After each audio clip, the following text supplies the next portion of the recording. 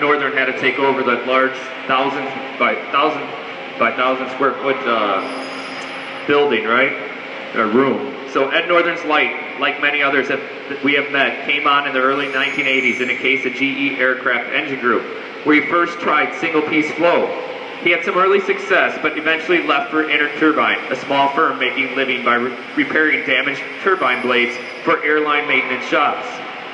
The room Ed Northern first saw was laid out in a flow lines introduced in 1984, except the changing part designs and processing needs had run head-on into a massive, immovable processing machine, so that whatever flow had been achieved in 1984 had become a series of dams and stagnant pools by 1993. In addition, he found truly appalling quality. In many processes, first time through acceptable quality was less than 10%. Parts were going through the system over and over, and it was impossible to meet the production schedule. Northern immediately took a series of steps, which we hope are becoming familiar.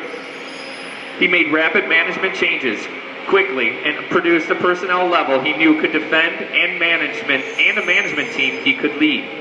The next step was to construct a value stream map for the entire turbine blade and guide vane blade business to reconfigure the business units so that he precisely channeled the flow of value for each product family, and reconfigured every machine so it could be moved easily at any time by the workforce. Then it was time to move the machines into cells laid out in the same sequence as processing steps, so that single-piece flow occurred in as many cases as possible. The results were immediately startling. Over the next 2 years, overdue parts fell from 80 million to zero. Inventory was cut in half. The manufacturing costs of many parts was cut in half as well, and labor productivity nearly doubled. In short, what we would expect. But then it was time to confront the monuments problem. All right, so look, 1,300 employees in 2 years, they can cut it. They can get down to zero lane. All right, they can get all that backlog back in. They can cut their costs in half.